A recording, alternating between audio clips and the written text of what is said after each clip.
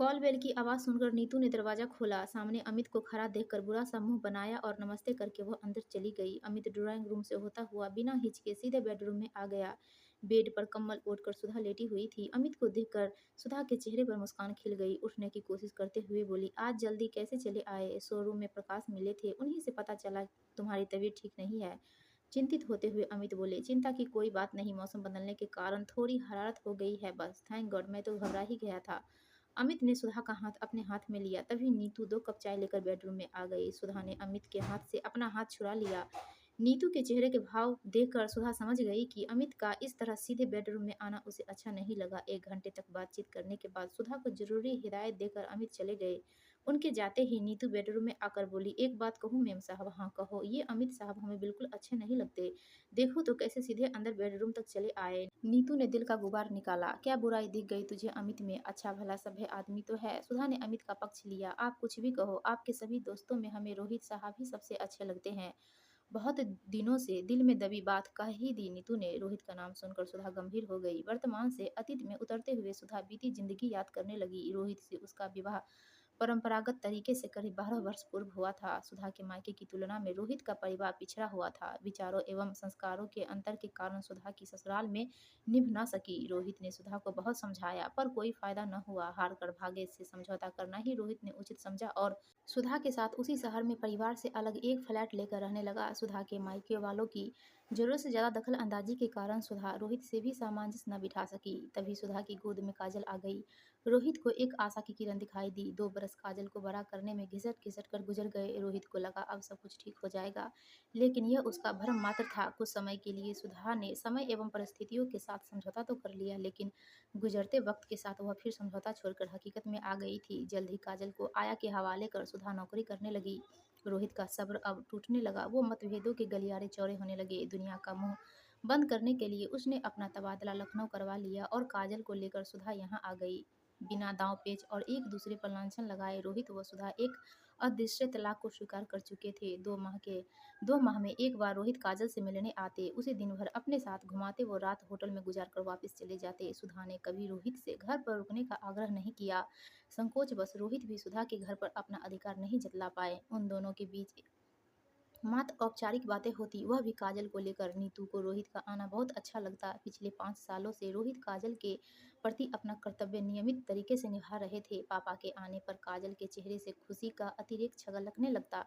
वह पापा के बारे में नीतू से ढेर सारी बातें करती पर सुधा से कुछ न कहती। अलग अलग रहने वाले माता पिता के बच्चे वक्त से पहले ही बहुत समझदार हो जाते हैं। 7 वर्ष की काजल से मिलकर कोई भी अपनी यह राय कायम कर सकता था। सुधा के खुले व्यवहार एवं आधुनिक होने के कारण नए शहर में सुधा के स्त्री मित्रों के अलावा पुरुष मित्रों की भी कमी न थी। उसकी सुंदरता से आकर्षित होकर कई पुरुषों ने सुधा की ओर दोस्ती का हाथ बढ़ाया था। नीतू ने जब से सुधा के घर का काम संभाला तब से काजल की ओर से सुधा निश्चिंत हो गई थी। सारा दिन नीतू सुधा का घर संभालती तथा शाम ढले अपने परिवार के पास लौट आती। अतिथि के गलियारे में घूमती सुधा को वर्तमान में लौटाते हुए नीतू बोली, मेम साहब खाना बनाकर रख दिया है, खा लेना। काजल को मैंने सब समझा दिया है, अब मैं जाती हूँ, सुबह जल्दी आना। काजल का नाश्ता भी तुम्हें ही तैयार करना है। सुधा बोली, आप बिल्कुल चिंता मत करना, मुझे मालूम है, कहकर नीतू चली गई।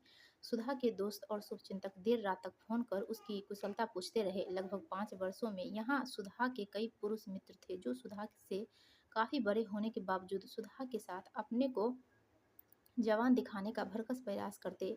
अमित सुधा का हम उम्र ही था। अविवाहित अमित का अपना कपड़ों का शोरूम था। सुधा से उसकी मुलाकात शोरूम में ही हुई थी। फिर छोटी छोटी मुलाकातें दोस्ती में बदल गई। नीतू जानती थी कि सुधा और अमित एक दूसरे के बहुत करीब है। सुधा भी नीतू के सामने अमित के साथ अपने संबंधों को लेकर कभी दुराव छिपाव न करती। एकांत के क्षणों में अमित के प्रति आकर्षण को रोकना सुधा के लिए कठिन हो जाता। काजल की खातिर सुधा ने रोहित से विधिवत तलाक नहीं लिया था। कैसी तबीयत है आपकी? दूसरे दिन नीतू ने आते ही पूछा। आज कुछ बेहतर है, कहो तो साहब को खबर कर दूं? नहीं रहने दो, अमित है ना, वही देख लेगा। नीतू की इच्छा को नजरअंदाज कर दिया सुधा ने।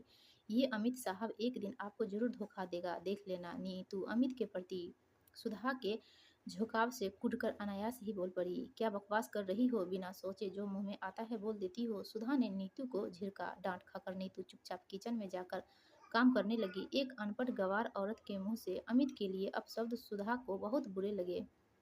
कितना ख्याल रखता है अमित उसका?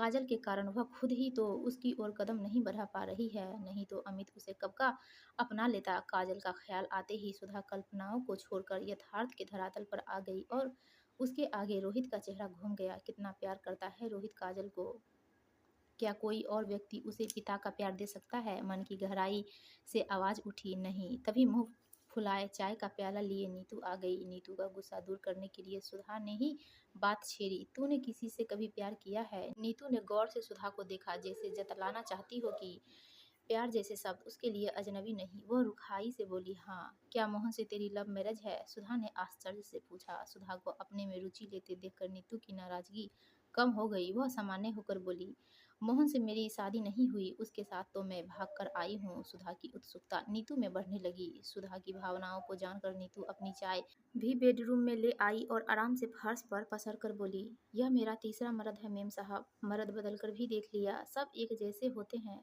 कोई अंतर नहीं। पिंकी के पैदा होते ही मैंने फैसला कर लिया, अब मर्द नहीं बदलूंगी।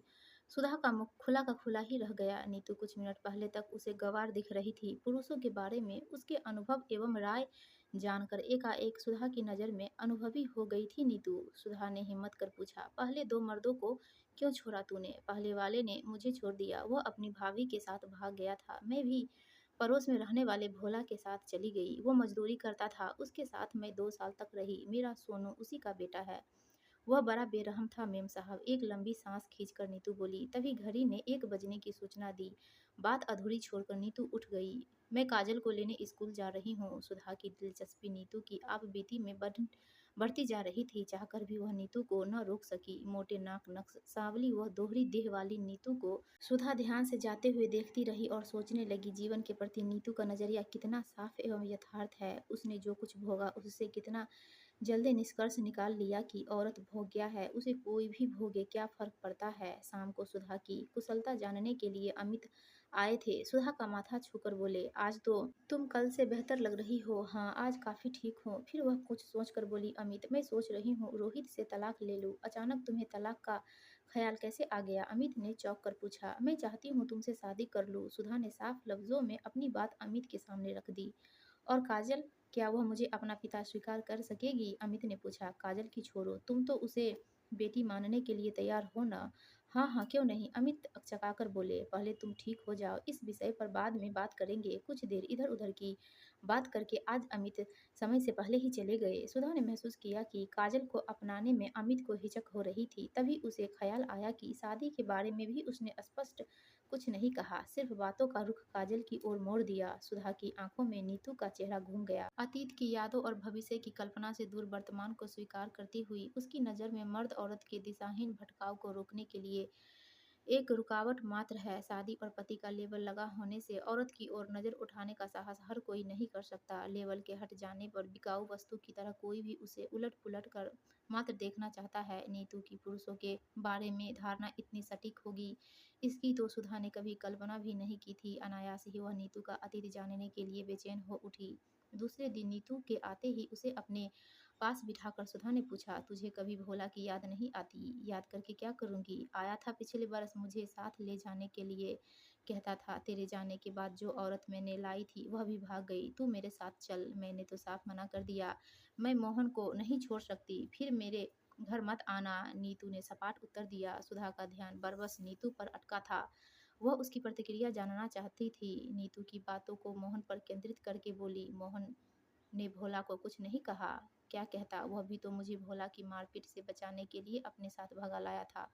तब पिंकी मेरे पेट में थी। मोहन से मुझे कोई भी बच्चा नहीं हुआ। तो क्या वह तेरी बच्ची को प्यार करता है? सुधा ने उत्सुकतावश पूछा। हाँ, बहुत प्यार करता है। फिर भी मर्द जात का क्या भरोसा, मैं पिंकी को मोहन के साथ कभी अकेला नहीं छोड़ती। नीतू ने उत्तर दिया। सुधा मानो आकाश से गिर पड़ी। अपनी मनमानी और अरमानों को पूरा करने के लिए उसने काजल के बारे में कभी इतनी गंभीरता से सोचा ही नहीं। नीतू के व्यवहारिक ज्ञान के सामने सुधा की कल्पनाएं बौनी हो गई थी। नीतू ने जो कुछ बताया वह भोगा हुआ सच था। अपने अनुभवों की पुनरावृत्ति वह अपनी बेटी के साथ नहीं चाहती थी। तभी समझौतावादी बनकर पिंकी को पिता की छत्र छाया दे दी थी। उसने आत्मनिर्भर होकर भी मोहन जैसे पति के साथ निर्वाह करना आसान काम नहीं था। सुधा के सामने रोहित का चेहरा घूमने लगा। पिछले कुछ वर्षों से प्रौढ़ता छलकने लगी थी उसके मुख पर। रोहित के साथ किए व्यवहार पर सुधा को पछतावा होने लगा। आधुनिकता के दिखावे में वह कितनी स्वार्थी हो गई थी, सोचकर सुधा की आंखें पश्चाताप से डबडबा गई। उसने गौर से नीतू को देखा। पहले की तरह वह अपने काम में व्यस्त थी। सुधा ने इस बार छुट्टियों में वापस रोहित के पास जाने का मन बना लिया। सुधा को सामान बांधते देख नीतू बोली, अब की बार छुट्टियां रोहित साहब के पास बिताना मेम साहब। काजल बेबी बहुत खुश होगी। नीतू के प्रस्ताव से सुधा के अपने इरादे को और सहारा मिल गया। ठीक है, वह बोली, सच मेम साहब, अब कभी यहाँ लौटकर मत आना। मेरे काम की चिंता भी मत करना, मैं कोई दूसरा काम ढूंढ लूंगी। काजल बेबी को अब पापा मिल जाएंगे हमेशा के लिए, अपने असली पापा। नीतू खुशी से उछल पड़ी। नीतू का उत्साह देखकर सुधा भी खिलखिला पड़ी। तूने मेरी आंखें खोल दी नीतू, मैं हमेशा तुम्हारी आभारी रहूंगी। दोस्तों, आपका कहानी अच्छी लगी तो प्लीज़ हमारे वीडियो को लाइक कीजिए और चैनल को सब्सक्राइब